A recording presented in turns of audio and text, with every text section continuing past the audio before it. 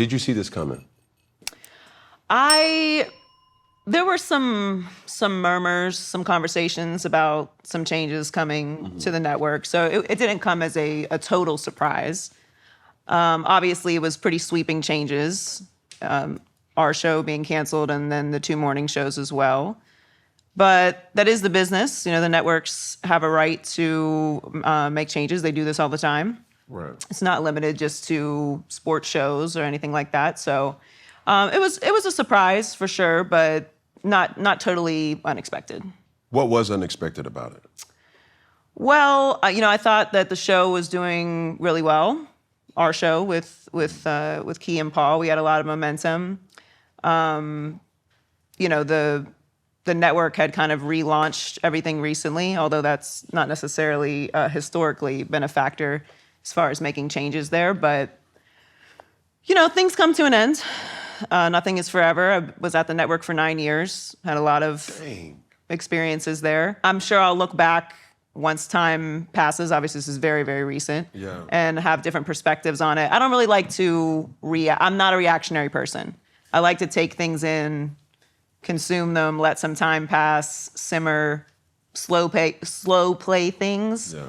So, there's a bit of a grieving period when, sure. You've spent so much time in a place and obviously built great relationships with my coworkers and with the staff. And obviously anytime that there are changes like this, it doesn't just affect talent. Yeah. There's a whole crew of people that are putting together these shows and working behind the scenes that also get affected. So, that's my first thought because we work with producers and crew every day to make sure that the show is the best what we all want it to be, and they put in the work that nobody sees. So, for them, people that I've worked with for almost a decade, some of them, that was my first thought. And, it's kind of like when coaches get fired. It's why I'm so adamant in my career in sports, talking about coaching, that when we fire coaches, you're not just firing the head coach. Yeah. You're firing an entire staff. No, for sure. People. And everybody isn't in the same situation as the head coach is. For sure. So it's just, there's a lot of movement. It's a lot of turnover. But yeah, I'm sure I'll have a different perspective on it as time passes. But it was unexpected. And these things happen. Were you privy to the analytics of the show? Like when you were like, you felt as if the show was getting the notoriety, and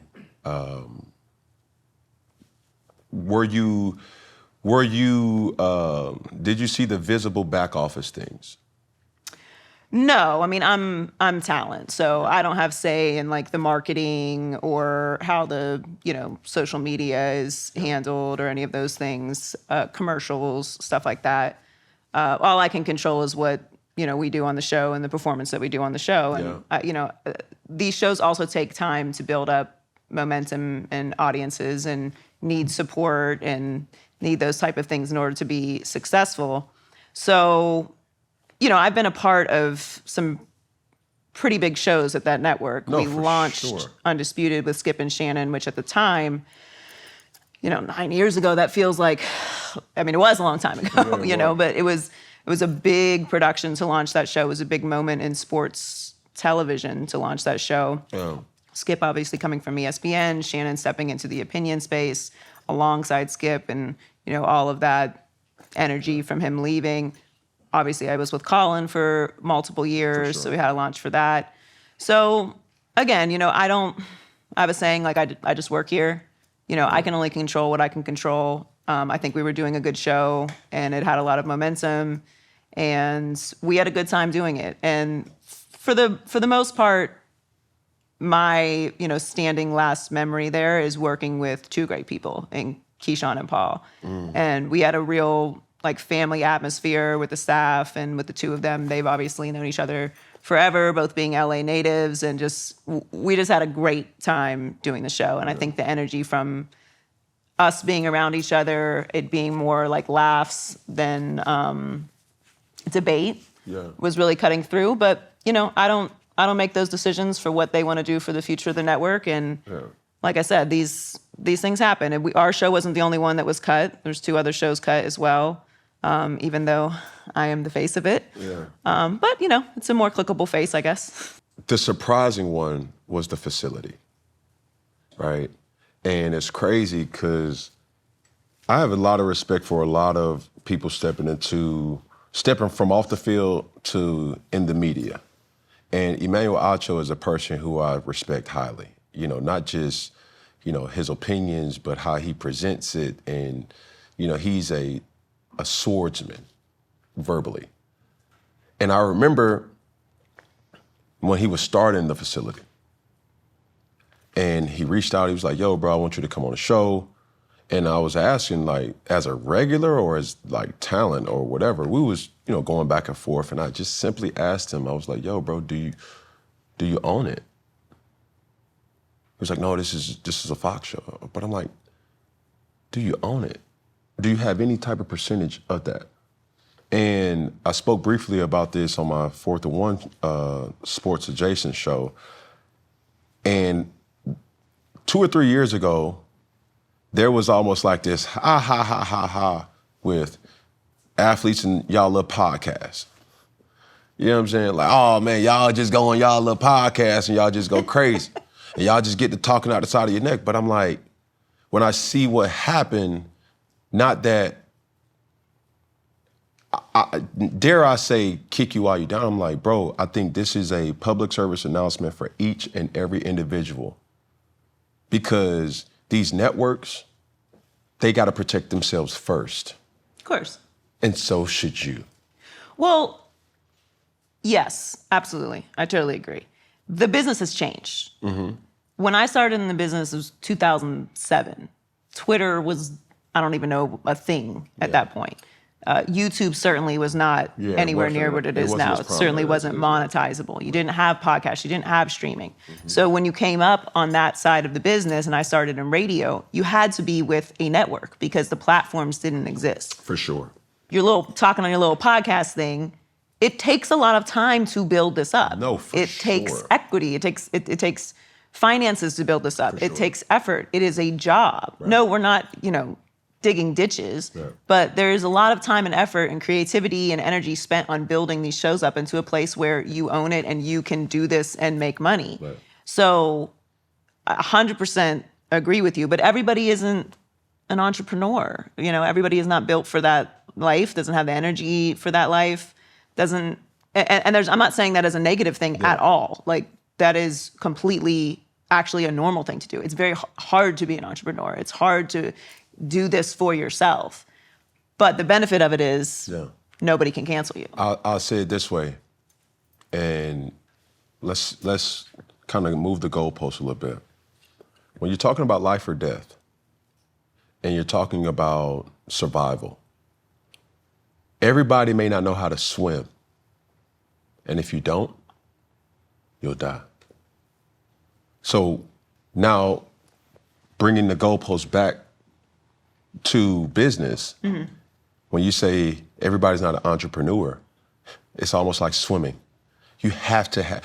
I look at a person like yourself, who is so much misunderstood, and that's why I'm so excited. It's like, yo, I got it. Like, finally, a person that, like, I can go back and forth with and just ask, what did you really mean? Because it happens to me all the time. But even for you, free game for the world to see is like, Fox knows, ESPN knows, Disney knows that it's a flex. It comes with a lot of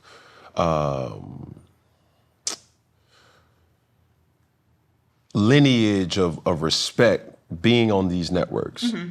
I think as talent, you can't think as talent. You have to think as the entrepreneur. How can I leverage this opportunity? When you're in LA, when they would have like the questions of the day, like this or that, instead of putting it on Fox, hey, do it with yours. It's something as small as that.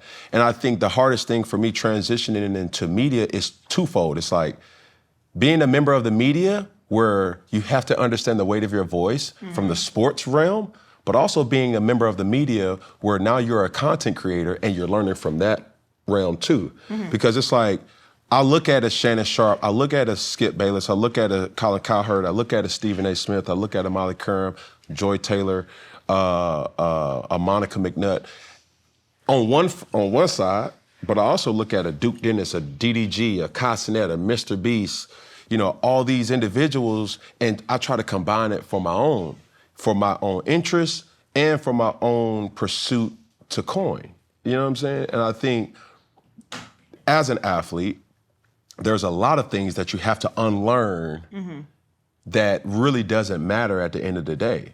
Me primarily being like, man, and sometimes you have to explain what this camera, this is my camera guy. It's like, man, he doing too much. As an athlete, we never had that kind of, like, bro, you walking with a camera guy, bro? Like, get your little photographer. It was that.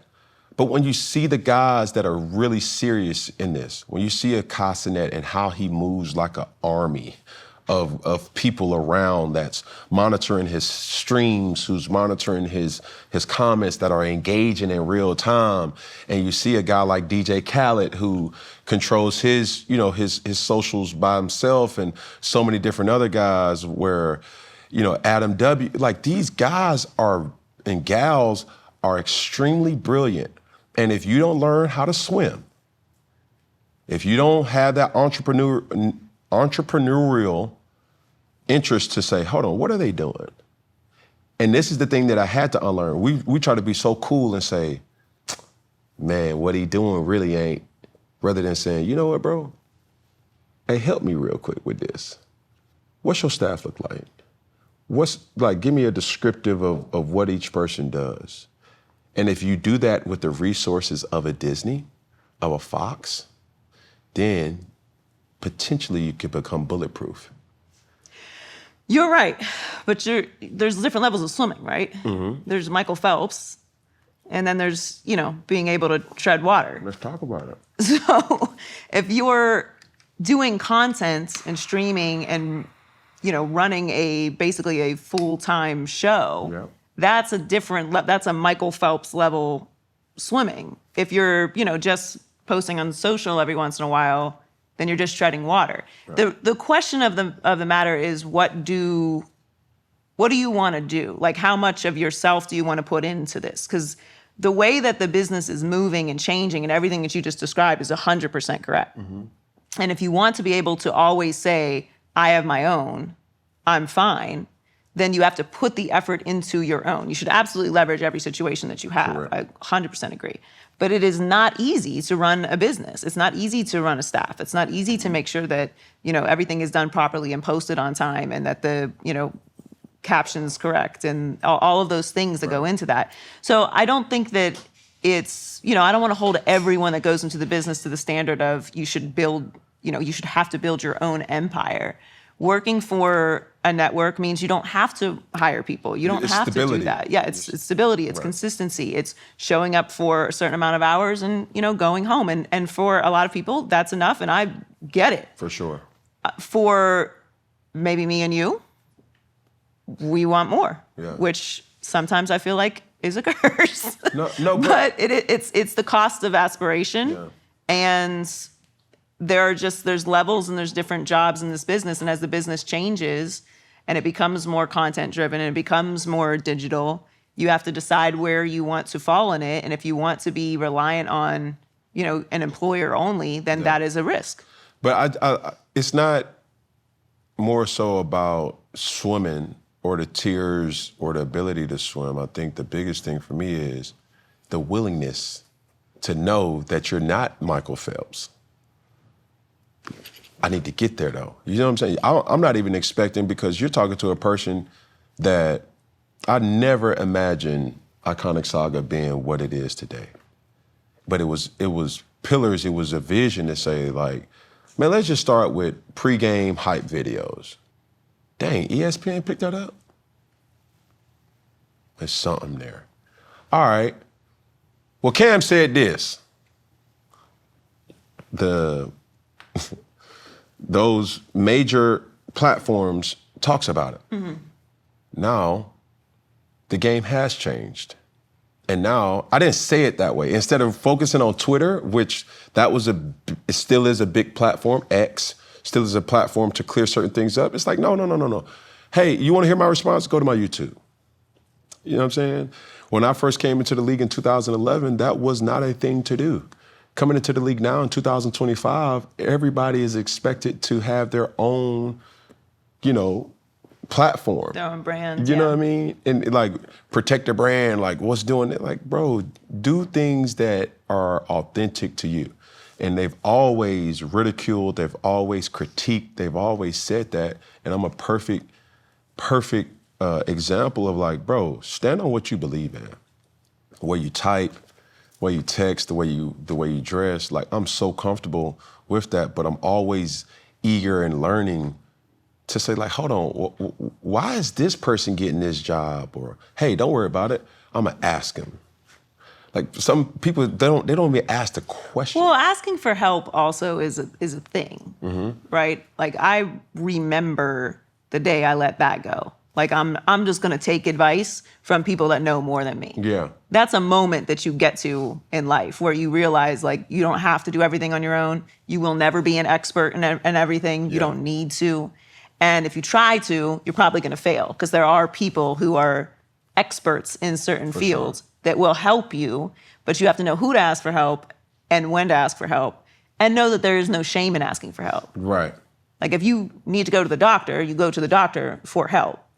If there's something wrong with your tooth, you go to the dentist. Like there are people that are subject matter experts in certain fields that you go to for help.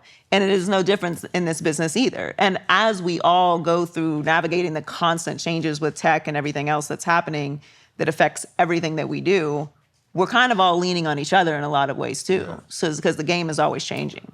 It's hard for me to see what happened at Fox and not really ask the question of, do you think that there was some type of racial implications for a lot of let goes?